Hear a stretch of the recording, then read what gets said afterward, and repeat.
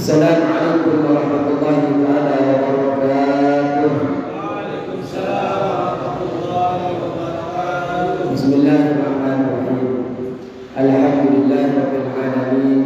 Wassalatu wassalamu ala Rasulillah Muhammad bin Abdullah wa ala alihi wa sahbihi ajma'in. Rabbana la ilma lana illa ma 'allamtana innaka antal 'alimul hakim. Rabbi shrah li sadri wa yassir li amri wahlul 'uqdatam min lisani yafqahu qawli. Amma ba'du.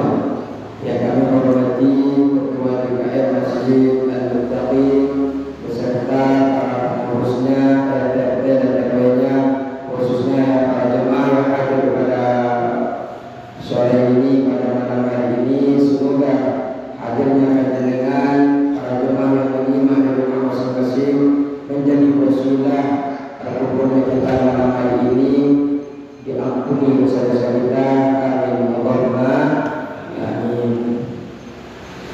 Mohon maaf dari kampung makna Palestina. Bismillahirrahmanirrahim. Qala musannif rahimahullah ta'ala wa nafa'ana bi ulumihi wa 'adana bi asrarihi wa bikum fid dharain amin. Bismillahirrahmanirrahim. Kita satu bulan yang lalu, pertemuan yang kemarin, kita menjelaskan bahwasanya Allah Subhanahu wa ta'ala akan menghidupkan hati yang mati dengan nur-nurnya hikmah, dengan ilmu yang bermanfaat, sebagaimana Allah hidupkan tanah-tanah yang gersang dengan turunnya hujan. Kalau hati kita sedang dalam keadaan mati, maka kita cepat-cepat bertaubat. Karena hati yang sehat kalau tidak dirawat akan menjadi hati yang sakit. Hati yang sakit kalau tidak cepat-cepat diobati maka akan menjadi hati yang mati. Kalau sudah menjadi hati yang mati, kebenaran apapun ada di hadapan kita tidak akan kita mengambil manfaat dari kebenaran itu. Nasihat sebagus apapun tidak akan masuk ke dalam sayurannya. Kenapa? Karena hatinya mati. Dan juga kita sudah mempelajari tentang 3 macam ulama. Ada yang ulama ahli fatwa, ahli fikih, ulama yang tahu ahli hukum, dikenal dengan ulama ahli fatwa. Ada yang dikenal juga pembagian yang kedua, ulama yang kenal dengan Allah, ma'rifatullah, disebut dengan al-hikmah. Ada ulama menguasai hukum bisa, fikih bisa, hadis-hadis Rasulullah yang menjelaskan tentang hukum-hukum syariat tahu, kemudian dia kenal dengan Allah. Nah, inilah yang kemudian disebut dengan ulama yang berpengalaman. Kita disuruh mencari ulama yang betul-betul bisa membawa kita dalam kebaikan. Kenapa kita harus mendekati ulama? Qala Nabi sallallahu alaihi wasallam. Ini yang akan kita baca. Qala Nabi sallallahu alaihi wasallam, Nabi Muhammad sallallahu alaihi wasallam bersabda. Apa sabdanya Nabi? Sayati zamanun ala ummati yafirruna minal ulama wal fuqaha. Sayati zamanun, akan tiba suatu masa. Halaman 4 di dalam kitabnya, di halaman 4 di atasnya wal maqalah sadisah.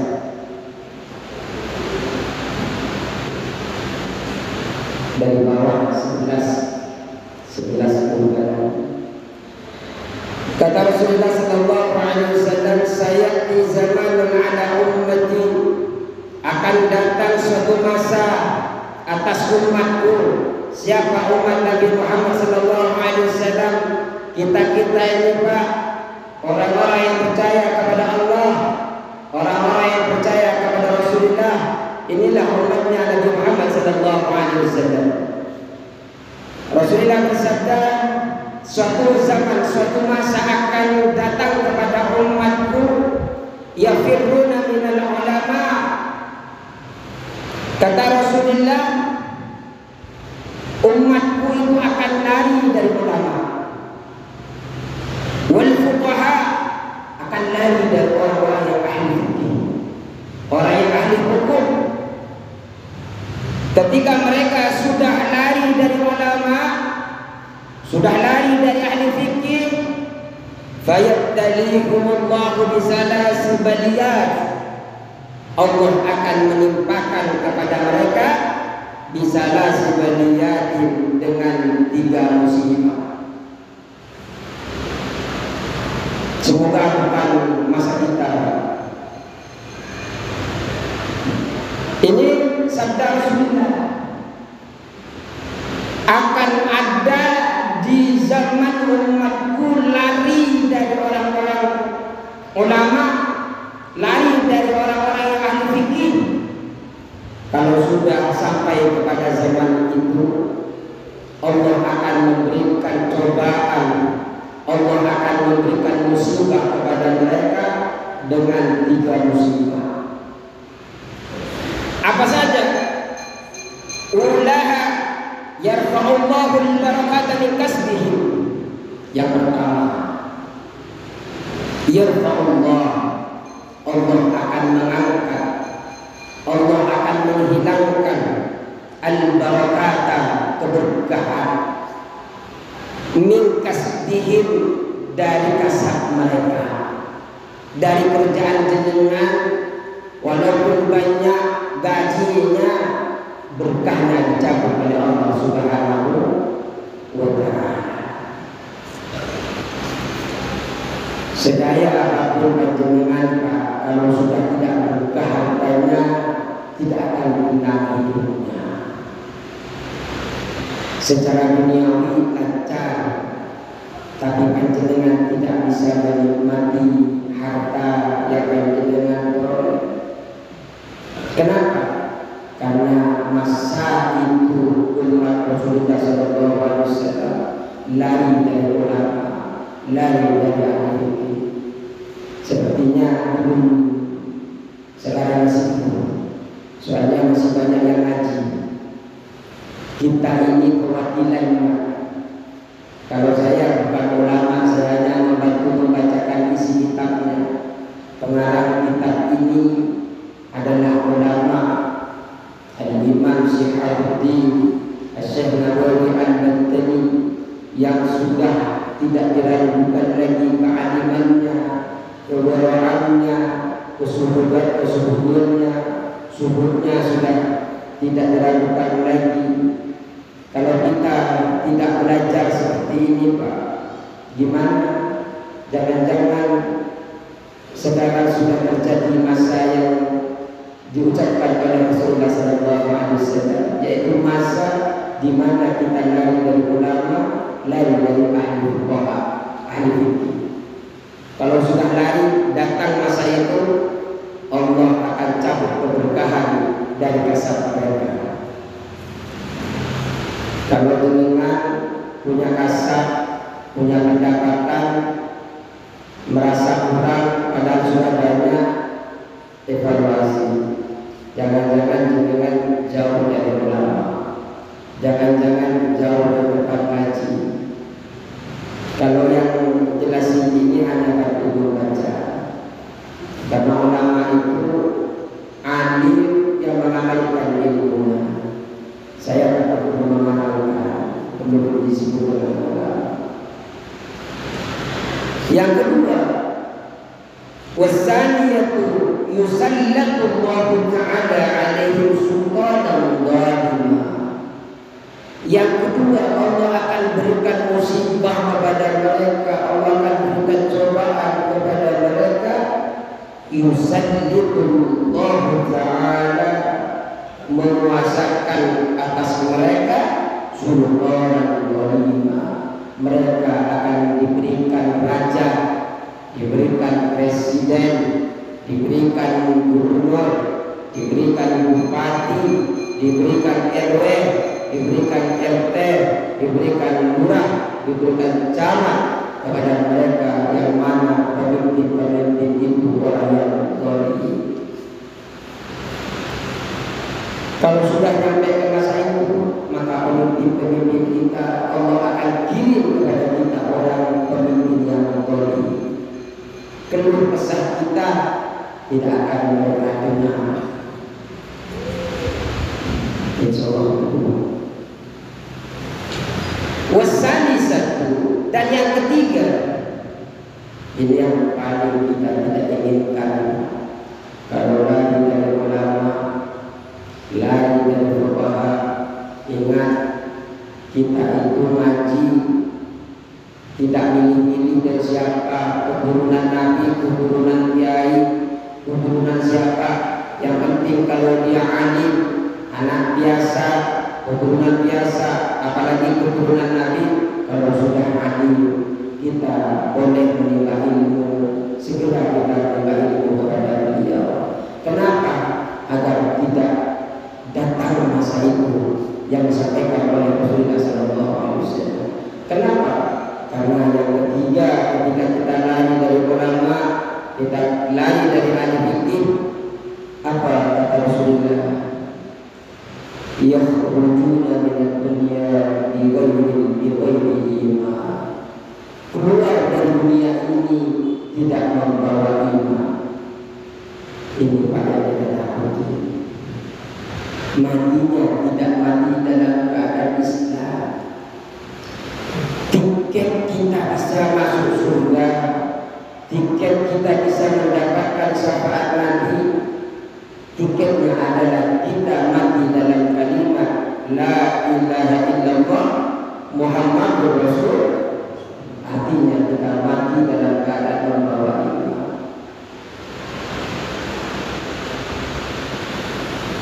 Nanti itu di dalam kitab As-Sadiqah dijelaskan di belakang. Kita bertemu dengan orang kafir, jangan merasa hebat.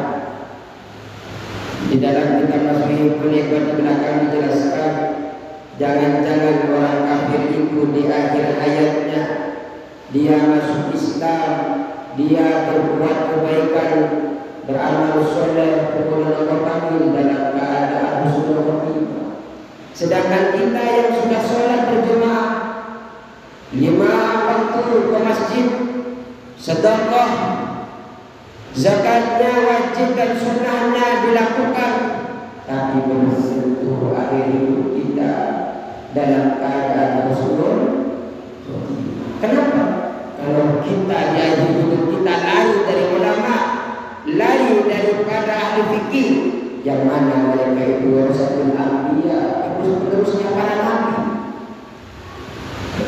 Maka kalau panjenengan sudah suka ngaji, panjenengan kalau sudah suka berjamaah, lanjutkan, jangan berikan peluang panjenengan untuk cuti, untuk tidak melakukan kebaikan-kebaikan itu. Kenapa?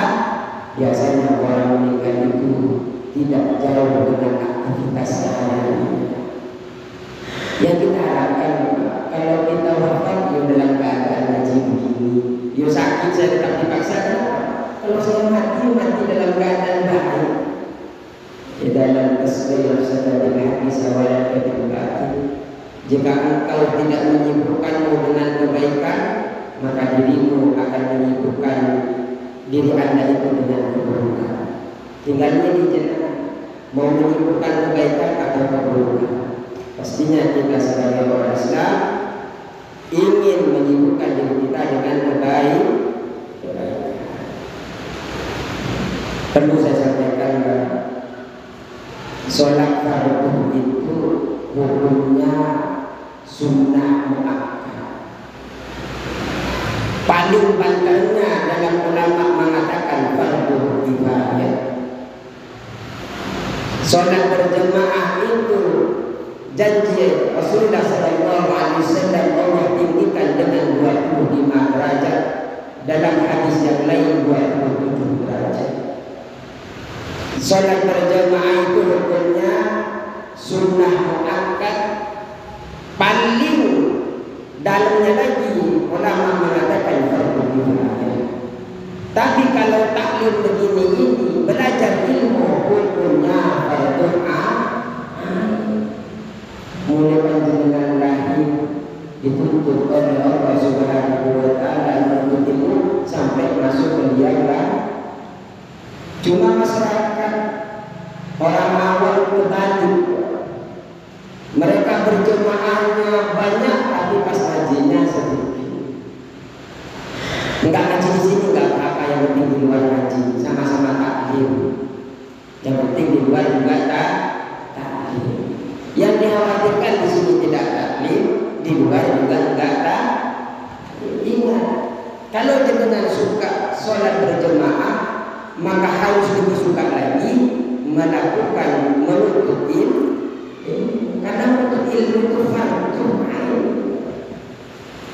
wajib hukumnya menuntut ilmu.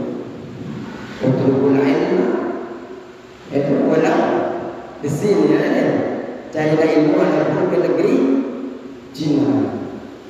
Di sini sudah ada apa yang dari Cina. Untuk ilmu faridatun ala kulli muslim.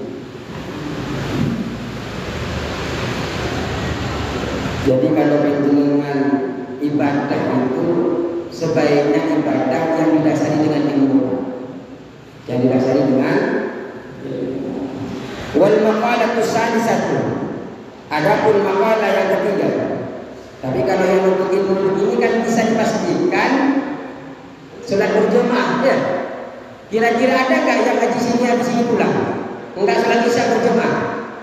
Bukan berjemaah. Komat ada langsung aja dengan pulang ke itu. Yang nggak tahu kalau sentimen sama imamnya. Siapa imamnya? Beda cerita. Tapi biasanya yang ikut ngaji begini biasanya juga ikut berjemaah. Tapi yang berjemaah belum tentu ikut taklim. Makanya Pak, kalau bisa taklim ikut, berjemaah sholat ikut, jangan pulang. Sayang Pak, umur kita sebentar. Wal maqalatu salisatu an Abi Bakar radhiyallahu anhu. Diceritakan ini nasihat ini datang dari Abu Bakar. Abu Bakar ini adalah sahabat Rasulullah sallallahu alaihi wasallam. Orang sahabat sekali. Beliau menemani Rasulullah dalam keadaan senang dan duka. Apa nasihat dari Abu Bakar? Man dakhala al-qabra bila zadin. Barang siapa yang masuk kubur bila zadin tanpa bekal. Ternyata masuk kubur juga harus punya bekal. Tidak hanya mudik panjenengan yang harus punya bekal. Masuk kubur juga harus punya bekal. Man dakhala al-qabra bila zadin, kata Abu Bakar, orang yang masuk kubur tanpa bekal. Apa yang dimaksud dengan bekal ini disebutkan oleh Nawawi Al-Bantani min al-amal salih, dari amal baik, dari amal baik. Ka'annama raqibal bahra bila safinati, maka seakan-akan dia mengarungi lautan bila safinatin, tanpa perahu. Kira-kira dengan mampu tidak Pak? Enggak usah jauh-jauh. Yang dekat dengan Jakarta ini kan Pulau Seribu. Ya, dekat kan Pulau Seribu. Kira-kira jalanannya kurang ke Pulau Seribu tanpa perahu, apa? Mengarungi lautan, berenang sampai ke Pulau Seribu, kira-kira enggak pengaruh. Seperti itu diibaratkan oleh Abu Bakar As-Siddiq ketika orang masuk kubur tanpa bekal, maka dia seperti orang yang melalui lautan tanpa bekal, tanpa perahu. Tinggal bayangkan saja Pak, jenengan kalau saya pulang ke Madura lewat laut, nggak usah pakai perahu, berenang, nggak tahu apakah sudah nyampe Cirebon, usaha udah tenggelam.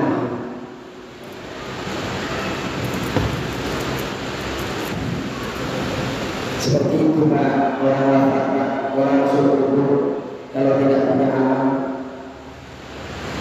Apa maksud daunnya Abu Bakar As-Siddiq ini? Fayabraku warqan la khalasa lahu illa biman yuqiduhu. Fayabraku, ia akan hanyut, warqan dengan benar-benar hanyut, la khalasa, tiada keselamatan lahu baginya, orang yang mengarungi lautan tanpa perahu tadi, illa biman yuqiduhu, kecuali dengan orang yang bakal menyelamatkannya. Orang yang mengarungi lautan tanpa perahu, maka dia akan hanyut. Dia akan hanyut, hanya tidak akan ada keselamatan baginya kecuali ada orang yang menyelamatkan. Siapa yang menyelamatkan?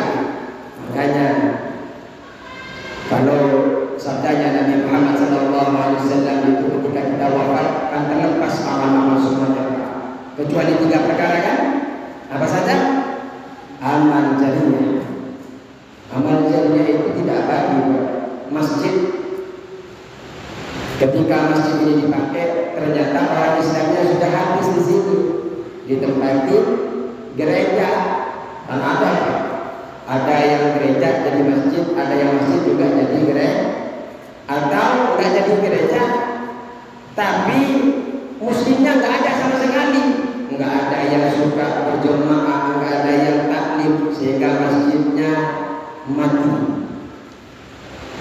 Amal jari itu kan amal yang berjalan. Kalau nggak jalan nggak nyampe.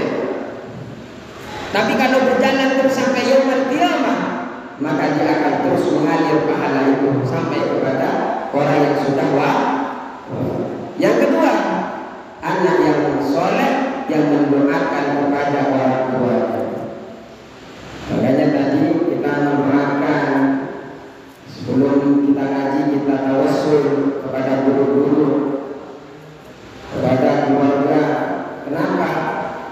Biar kita termasuk anak yang soleh. Karena nggak cukup soleh, selain menjadi anak soleh harus mendoakan kepada kedua orang tua. Yang ketiga, amal yang bermanfaat kepada ilmu yang tahu. Jenengan punya ilmu matematika diajarkan, bahasa Indonesia diajarkan, akhirnya orang bisa ngambil manfaat. Selagi ilmu terus berjalan, maka dia akan terus mendapatkan manfaat daripada ilmu. Tapi kalau sudah tidak punya ketiga-tiganya, maka tidak punya kan, juga tidak punya kiriman dari dunia. Makanya dalam Ahlussunnah wal Jamaah khususnya ada istiadat kita kan biasanya kirim Fatihah, ya, ada kirim tahlil, ada kirim Yasin. Kenapa kok Yasin bukan surah-surah yang lain? Ya hafalnya cuma Yasin, kadang-kadang disuruh baca Al-Kahfi, ngaji aja nggak bisa. Karena rata-rata orang yang bisa ngaji nggak bisa ngaji kalau suruh baca Yasin bisa mereka biasanya. Karena kadang hafal, ngikutinnya bisa. Ya Rasulullah. Tapi yang nggak bisa ngaji nggak makan Quran biasanya baca Yasin itu.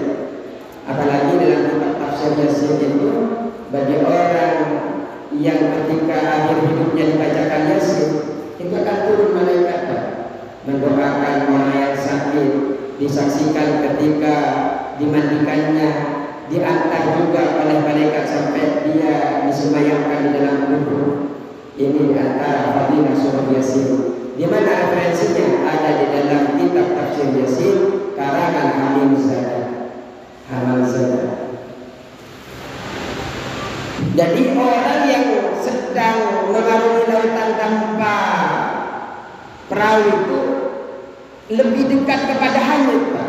Lebih dekat kepada, artinya kalau ada 5 yang tenggelam yang makanya Pak kan banyak ya perahunya yang sudah karam, sudah apa namanya itu kalau sudah tenggelam itu kan banyak korbannya itu.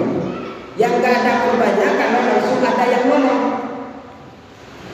Tidak ada keselamatan baginya kecuali ada yang nolong. Sama dengan orang yang wafat yang ada di dalam kubur. Kita kalau ada di dalam kubur tidak ada keselamatan bagi kita kecuali ada yang ngirim Fatihah kepada kita. Makanya kalau ada bantuan, butuh bantuan mesti cepat-cepat, Pak. Kenapa? Yang mati tidak ada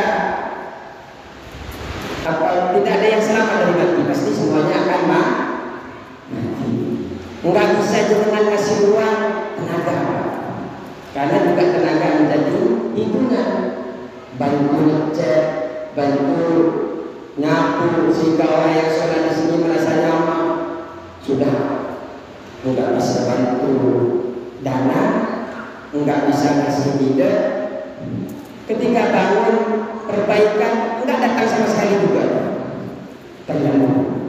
Makanya kalau masih ada kesempatan, punya kesempatan tenaga, berikan tenaga. Ada ide-ide untuk memajukan masjid, berikan idenya. Tidak punya, ada uang, berikan uangnya. Makanya terus berikan, karena memang di dalam diri kita ini tidak hanya uang saja, sampai kita dengan tenaga juga akan gitu. Tenaga nggak bisa, uang nggak bisa, ide nggak bisa, minimal jangan buat ruwet orang-orang pengurus masjid. Sudah nggak ada yang nggak bisa nyoba, nggak bisa bantu, pengurus masjidnya dibuat nangis terus. Ada kebanyakan di sini nggak ada kayak di sini. Aman, semoga aman. Mal mayyit, abunya kemenceng, enggak aman. Mal mayyit fi qabrihi illa kal warikil mughawwis. Mal mayyit, tiada mayyit fi qabrihi, di dalam kuburnya, illa kal wariki, kecuali seperti orang yang tenggelam, al mughawwisi, yang teriak-teriak minta tolong, ay aqalibu li ayyuasa, yaitu memohon pertolongan, memohon untuk agar ditolong. Jadi ketika dia masuk kubur, dia itu seperti orang yang tenggelam, yang kemudian dia teriak-teriak minta tolong. Jadi kita kalau nggak punya aman yang cukup, di kubur itu bukan siksa utama. Siksa utama nanti itu ketika kita berada di akhir, setelah yaumul ba'ts. Kalau di kubur itu masih pembukaan, pengenalan. Makanya orang yang amalnya banyak, mereka tidak akan disibukkan dengan bertanya apa-apa di kuburan. Tapi mereka yang amalnya buruk, selalu bermaksiat, siang malam itu disibukkan dengan kumpulan malaikat itu. Makanya saking tidak kuatnya siksa kubur, orang itu berdoa kepada Allah, ya Allah cepatkan hari kiamat, cepatkan hari kiamat. Kenapa? Dia nyangka itu sudah siksa utamanya, padahal itu hanya pengenalan saja. Siksa utamanya ketika dia dibinasakan, kemudian dibangkitkan oleh Allah ketika ada tiupan sangkakala kedua.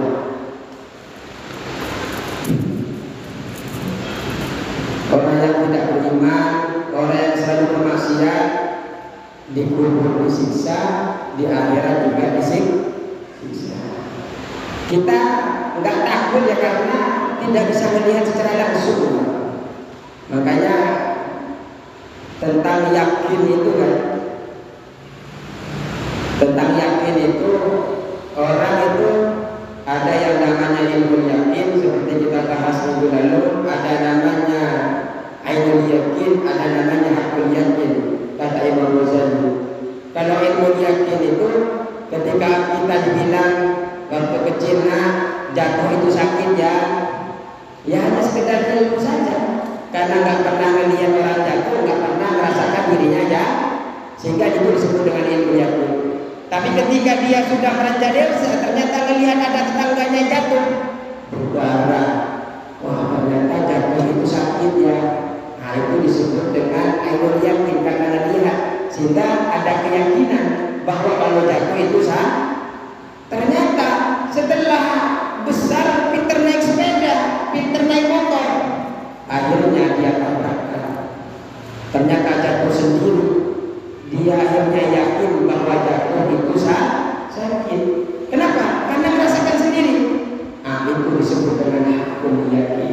Kita ini pada akhirat, pada hari kiamat, kita kan ainul yakin, kita kan ilmu yakin, tidak pernah melihat, tidak pernah merasakan, ya kan? Itu ilmu yakin. Makanya luar biasa ketika kita memiliki ilmu yakin, belum pernah melihat, belum pernah merasakan apa surga, apa neraka, tapi kita luar biasa yakinnya. Allah, yakin kepada Allah, yakin kepada Nabi Muhammad sallallahu alaihi wasallam. Makanya kalau di dalam tafsir Al-Baqarah itu dibagi orang itu. Pertama dibagi orang beriman secara zahir dan secara batin, mengambil manfaat dari Al-Quran. Contohnya di dalam Alif Lam Mim dzalikal kitabul la raiba fihi hudan lil muttaqin alladzina yu'minuna bil ghaibi. Iman ini yang mengambil manfaat dari Al-Quran, mendapatkan hidayah dari Al-Quran, secara zahir yakin kepada Allah, secara batin juga ya. Dari mana tahu kalau dia yakin secara zahir, secara batin? Ternyata alladzina yu'minuna bil ghaibi, secara batin mereka sudah beriman kepada yang gaib. Bil ghaibi wa yuqimuna sholata. Jadi mereka tidak hanya secara batin yakin kepada Allah, tapi dia buktikan dengan perbuatan. Bagaimana dia perbuatannya? Dengan caranya salat. Yang kemudian ulaika umur orang-orang yang seperti itu termasuk orang yang beruntung. Tapi ada innal ladzina kafaru sawa'un 'alaihim a'andartahum am lam tundirhum. Kata Allah kepada Nabi Muhammad, innal ladzina kafaru, sesungguhnya orang yang kafir itu, innal ladzina kafaru sawa'un 'alaihim a'andartahum am lam tundirhum. Sama saja engkau peringati atau engkau tidak peringati, mereka itu tidak akan beriman. Jadi ada orang yang kufur kepada Islam, tidak mengambil manfaat kepada Al-Quran secara zahir dan secara batin. Sehingga apa? Mereka itu mau diingatkan, mau tidak diingatkan, tidak akan masuk Islam. Kenapa mereka tidak masuk Islam? Ternyata khatamallahu ala qulubihim. Allah stempel hatinya, Allah ikat hatinya. Wa ala absarihim, matanya Allah tutup. Wa ala absarihim bisa. Ternyata sebelum itu kan ini apa tadi? Innal ladzina kafaru sawa'un 'alaihim a'andartahum am lam tundirhum la yu'minun. Wa tamallahu ala qulubihim wa ala sam'ihim. Pendengarannya juga ditutup oleh Allah, distempel, diikat oleh Allah. Wa ala sam'ihim wa ala absarihim ghishawah. Penglihatannya ada tutup. Artinya walaupun dia bisa melihat, tapi dia ada tutup. Wa ala absarihim ghishawah wa lahum adabun.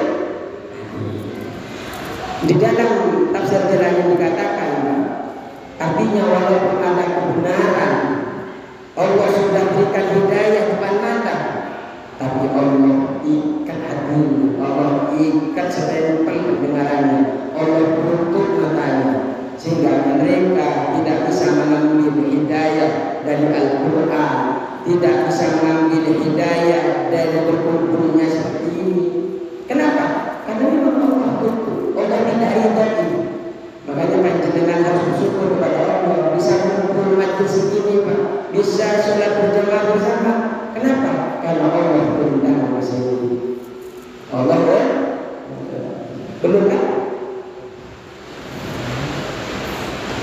Wal maqalatur rabi'ah, dan maqalah yang keempat, an Umar radhiyallahu anhu, dari Umar radhiyallahu anhu, tadi dari Abu Bakar, sekarang dari Umar. Naqala an Syekh Abdul Muhti As-Samlawi, nukila an Syekh, dinukil dari syekhnya beliau Abdul Muhti As-Samlawi. Nasihat ini yang datang daripada Sayyidina Umar dinukil dari Syekh Abdul Muhti As-Samlawi.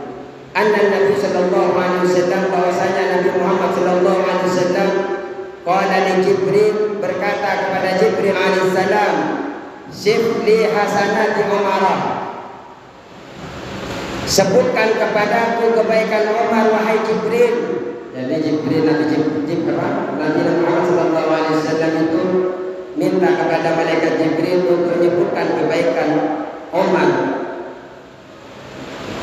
Faqala, kemudian Jibril mengatakan, lau kanatil bihar midada wasyajaru aklama, seandainya lautan itu menjadi tinta, wasyajaru aklama, dan pohon-pohon itu menjadi penanya, lama hajartuha, niscaya aku tidak mampu menghitungnya, kata malaikat Jibril. Saking banyak kebaikan-kebaikan Sayyidina Umar, sampai malaikat Jibril mengatakan, lautan ini jadi tinta,